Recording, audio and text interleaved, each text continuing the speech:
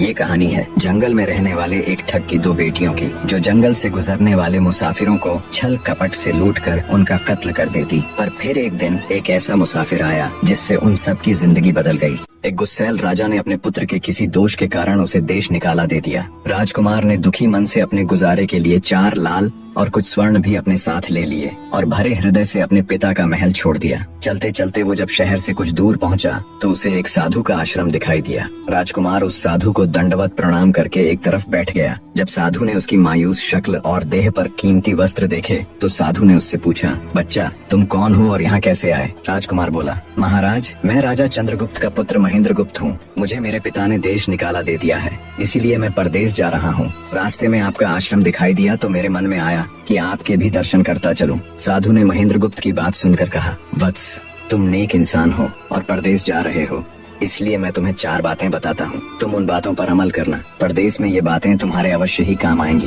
पहली यह कि परदेश में एक से भले 2 होते हैं। दूसरी यह कि परदेश में दूसरे के हाथ का बना खाना मत खाना। अगर खाना भी पड़े तो पहले किसी जानवर को खिला देना। तीसरी बात यह कि परदेश में किसी दूसरे की बिछाई हुई चारपाई पर मत सोना। अगर सोना भी हो तो पहले बिस्तर को अच्छी तरह झाड़ लेना। चौथी बात यह कि यदि कहीं शत्रुओं के फंदे में फंस जाओ तो जहाँ तक हो सके नरमी और ज्ञान की बातें सुनाकर अपना उद्देश्य प्राप्त करना। साधु ने कहा, मेरी ये 4 बातें हमेशा याद रखना। साधु की बातें सुन साधु को प्रणाम कर राजकुमार परदेश चल पड़ा। जब चलते चलते बहुत दिन बीत गए तो वह एक जंगल में पहुंचा। वहां उसने देखा कि एक चील एक कछुए के बच्चे को लेकर उड़ी जा रही है। संयोगवश बच्चा उस चील के पंजे से निकलकर गिर गया। महेंद्रगुप्त ने कछुए के तड़पते हुए बच्चे को देखा तो उसे बड़ी दया आई। उसने मन में सोचा कि इस बच्चे को पालना चाहिए। इस बच्चे को पालने से 2 बातें होंगी। पहली तो यह कि इस बच्चे के प्राण बच जाएंगे और दूसरी यह कि साधु द्वारा कही गई पहली बात भी पूरी हो जाएगी कि सफर में 1 से भले 2 होते हैं और इससे बातें करते हुए दिन भी आसानी से बीतेंगे। यह सब सोचकर महेंद्रगुप्त ने बच्चे को अपने साथ ले लिया। अब सफर में उसके साथ वह कछुए का बच्चा भी हो लिया।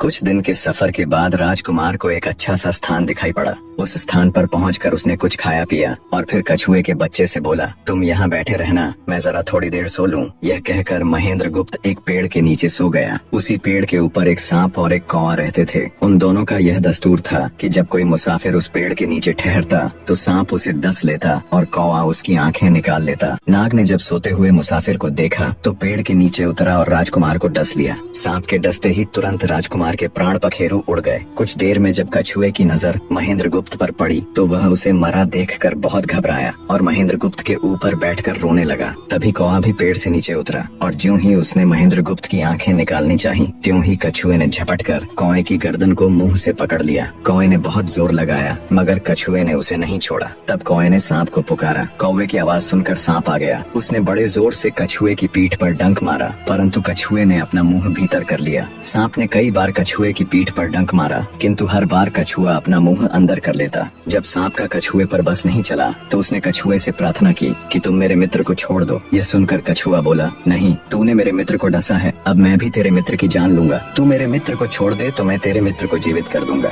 यह कहकर सांप ने काटी हुई जगह पर मुंह रखकर महेंद्रगुप्त के शरीर से विष खींच लिया और बोला, अब तो मेरे मित्र को छोड़ दे। कछुए ने जब राजकुमार को देखा कि उसे थोड़ा होश आ रहा है और उसका जहर उतर रहा है तो उसने कौवे को छोड़ दिया। जब महेंद्रगुप्त को होश आया तब कछुए ने उसे सांप के डसने का सारा हाल सुनाया। कछुए की बात सुनकर तुरंत महेंद्रगुप्त के मन में साधु की बताई पहली बात खटकी। सोचा, साधु की एक बात तो काम आई कि 1 से भले 2 होते हैं। मन ही मन उसने साधु को धन्यवाद दिया और आगे बढ़ चला। चलते चलते कुछ दिनों के बाद जब वे समुद्र के किनारे जा पहुँचे तब कछुए के बच्चे ने कहा, मित्र मेरा देश आ गया है, यदि तुम कहो तो मैं अपने माता पिता से मिलाऊं। उनसे बिछड़े बहुत दिन हो गए हैं, वे बहुत दुखी होंगे। महेंद्रगुप्त ने उसे जाने की आज्ञा दे दी और स्वयं रात को वहीं समुद्र के किनारे उस जंगल में ठहर गया। जिस जंगल में राजकुमार ठहरा हुआ था उसी जंगल में वहाँ से कुछ दूर ही एक ठग का परिवार रहता था। ठग के 2 लड़कियाँ और 4 बेटे थे। उसकी बड़ी बेटी ज्योतिष विद्या जानती थी। जब भी कोई राहगीर, कोई यात्री उस जंगल से गुजरता और उसके पास कुछ कीमती होता तो ठग की बड़ी बेटी अपनी विद्या से जान लेती थी। आज फिर से उसे बहुत दिनों बाद बहुत से खजाने की महक आई। उसने अपने पिता से कहा, ऐसा प्रतीत होता है कि इस जंगल में एक पथिक आया हुआ है। उस पथिक के पास 4 लाल हैं। यदि तुम लोग उस पथिक को यहाँ ले आओ तो उससे लाल लेना मेरा काम है। यदि वे लाल हमको मिल जाएं तो हम जन्म भर के लिए निहाल हो जाएंगे। परंतु उस पथिक को मारना मत, उसे जीवित ही पकड़ लाओ। ठग अपने बेटों के साथ तुरंत उसकी तलाश में निकल पड़ा। वे थोड़ी ही दूर चले होंगे कि उन्होंने देखा एक आदमी एक पेड़ के नीचे सो रहा है। उसे देखकर उन्होंने सोचा कि यह वही पथिक हो सकता है जिसके पास लाल है। वे उसे पकड़ कर ले गए और अपनी बड़ी बेटी के हवाले करके बोले, इससे लाल निकलवाना अब तेरा काम है। ठग की बड़ी बेटी ने पूरे आश्वासन के साथ कहा, तुम लोग चिंता मत करो, मैं इससे लाल निकलवा लूंगी।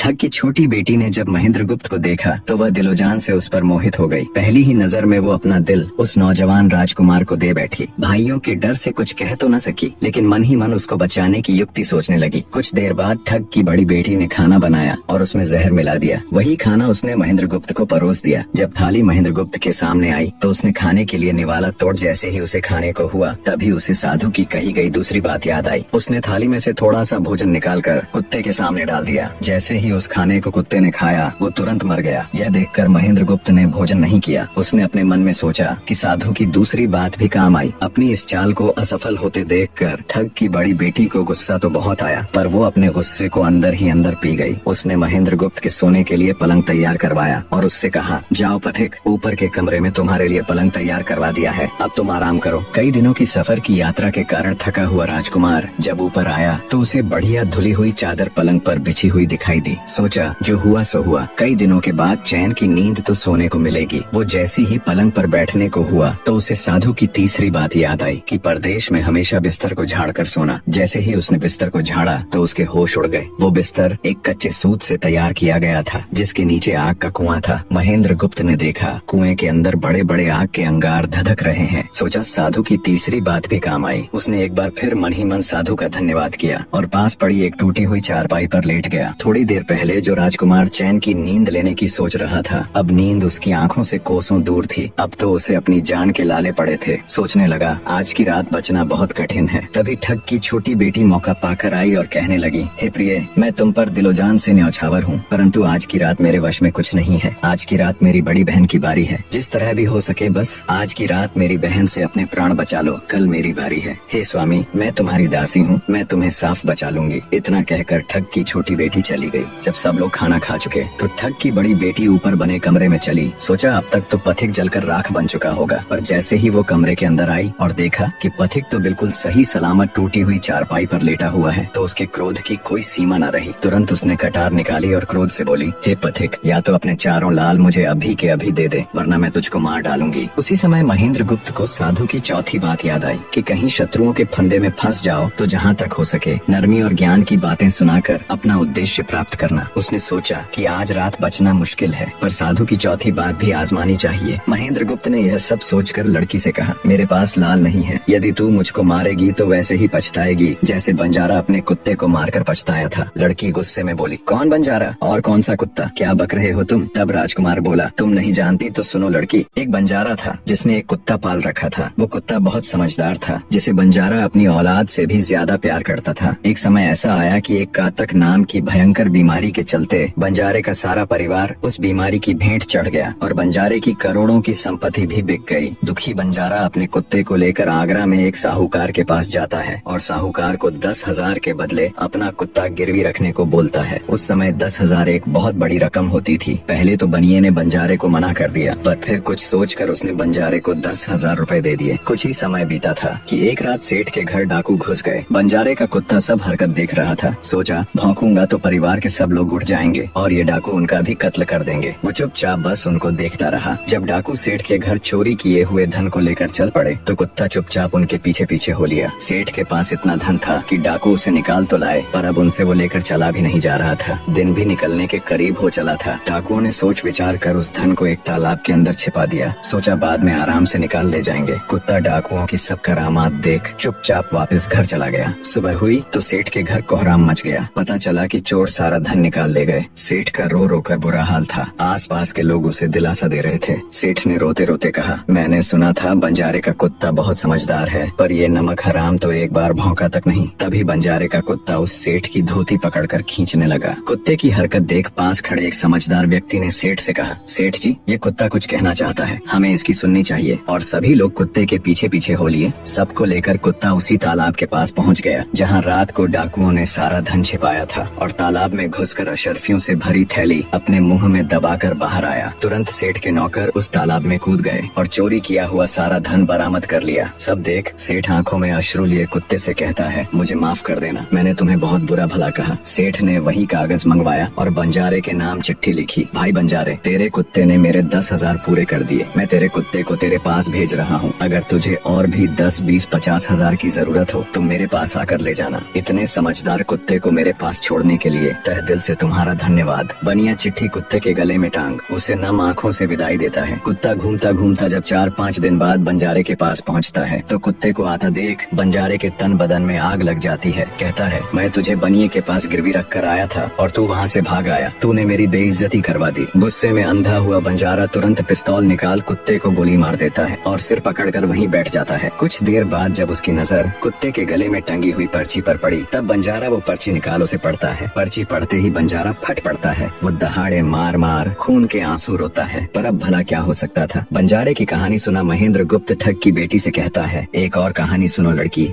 एक राजा के पास एक बहुत समझदार पढ़ाया हुआ तोता था। वह बड़ा चतुर था। एक दिन राजा तोते को अपने साथ गंगा स्नान को ले गया और उसको घाट पर बैठाकर स्वयं स्नान करने लगा। तभी तोते की नजर अमर फल पर पड़ी जो पास ही नदी में बहता हुआ आगे बढ़ा जा रहा था। वह उसको नदी से बाहर निकाल लाया और राजा के आने पर उसको वह अमर फल देता हुआ बोला, महाराज यह अमर फल है, इसे खा लीजिए। राजा ने कहा, मैं अकेला अमर फल खाकर क्या करूँगा, अपने बाग में लगा दूंगा। जब इसमें फल लगेंगे तब सब कुटुम्बियों को खिलाकर अमर कर दूंगा। गंगा स्नान से लौटकर राजा ने वह फल माली को देकर कहा, इस फल को बाग में लगा दो। थोड़े ही दिनों में पेड़ फल फूल गया, उसमें फल लगने लगे। एक दिन एक फल पककर पेड़ से गिरा तो उसे सांप ने सूंघ लिया जिससे वह जहरीला हो गया। अनजान माली वह अमर फल लेकर राजा के पास आया। राजा फल को देखकर बहुत खुश हुआ और कुछ सोचकर वो फल पहले कुत्ते को खाने को दिया। क्योंकि राजा बड़ा नीतिवादी और विचारवान था, वह जानता था कि बिना सोचे समझे किसी भी वस्तु को खाना ठीक नहीं होता। राजा ने जो ही वह फल कुत्ते को खिलाया, कुत्ता मर गया। यह देखकर राजा ने क्रोधित होकर अपने तोते से कहा, बेईमान तोते, तू हमें जहर देकर मारना चाहता था। ये कहकर राजा ने क्रोध में आकर तोते को मार डाला और माली से कहा, इस पेड़ के चारों ओर घेरा डाल दो जिससे कोई इसका फल न खा सके। एक दिन उसी शहर में एक सास बहू में भीषण लड़ाई हुई। बुढ़िया घर से निकलकर कहने लगी, आज मैं राजा के बाग में जाकर जहर वाला फल खा लूंगी। ये कहकर वह बाग में आई और जैसे ही उसने फल तोड़कर खाया तो वह 16 वर्ष की युवती बन गई। जब राजा को यह समाचार मिला तो उसे सारा माजरा समझते देर न लगी। राजा को बड़ा दुख हुआ। वह कहने लगा, वास्तव में यह अमर फल ही है। मैंने व्यर्थ ही इतने समझदार तोते को मार डाला। इतनी दास्तान कहते कहते सवेरा हो गया। तब ठग की बेटी ने महेंद्र गुप्त से कहा, आज तो तूने मुझे बातों में लगाकर अपनी जान बचा ली, परंतु आज रात मेरी छोटी बहन की बारी है। वो तुझे हरगिज जीवित न छोड़ेगी। जब ठग की छोटी बेटी को पता चला कि महेंद्र गुप्त जिंदा और बिल्कुल सही सलामत है तो उसकी खुशी का ठिकाना न रहा। अपनी बहन को दिखाने के लिए ऊपरी मन से बोली, तुम निश्चित रहो बहन, मैं आज इससे लाल लिए बगैर छोड़ने वाली नहीं हूँ। दिन बीता और रात हुई। तब ठग की छोटी बेटी महेंद्र गुप्त के पास गई और बोली, भगवान का शुक्र है जो तुमने चालाकी से अपनी जान बचा ली। महेंद्र गुप्त बोला, तुम सब ऐसा क्यों करते हो? तब ठग की छोटी बेटी बोली, हमारी तो यही रीति है कि मेरे भाई और बाप मुसाफिरों को पकड़ कर लाते हैं और हम बहनें अपनी चालाकी से उनसे माल हथिया कर उन्हें मार डालती हैं। फिर वह बोली, पर तुम चिंता मत करो, अब मेरी बारी है और मैं तो दिलो जान से तुम्हारी दासी हूँ। तुम्हें जैसा समझ पड़े वैसा ही करो। यह सुनकर महेंद्र गुप्त बोला, प्रिय,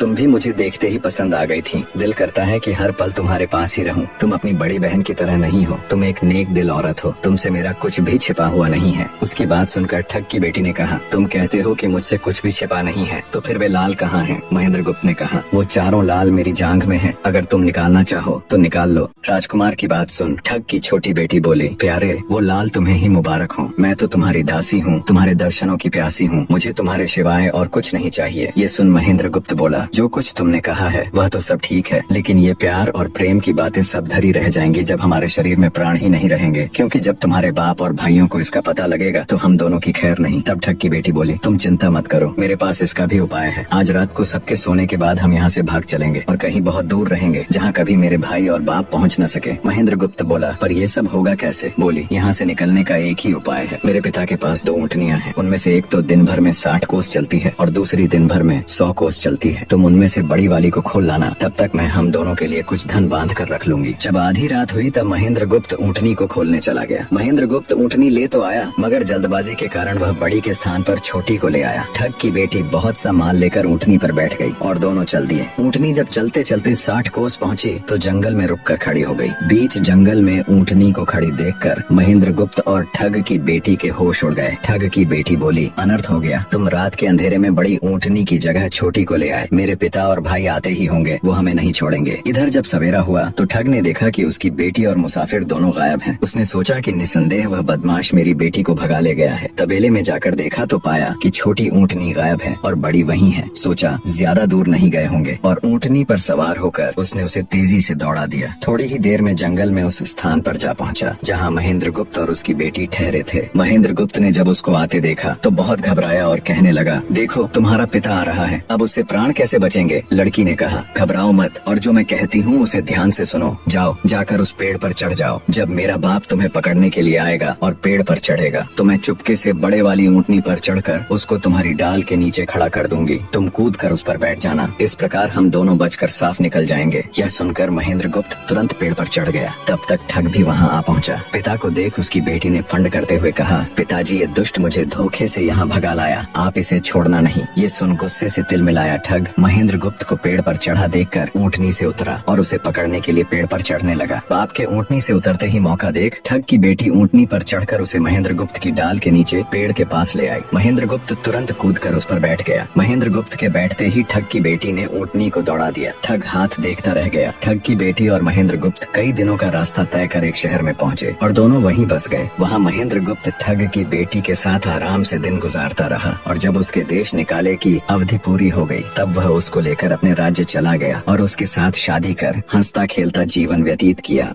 निष्कर्ष, महेंद्र गुप्त और ठग की बेटी की यह कथा हमें यह सिखाती है कि प्रेम और विश्वास का बंधन सबसे मजबूत होता है। जब बुद्धिमत्ता, धैर्य और निस्वार्थ प्रेम मिलते हैं तो असंभव को भी संभव बनाया जा सकता है। जीवन में चाहे कितनी भी कठिन परिस्थितियां क्यों न आए, सही निर्णय, संयम और परस्पर विश्वास हमें हर संकट से बाहर निकाल सकते हैं।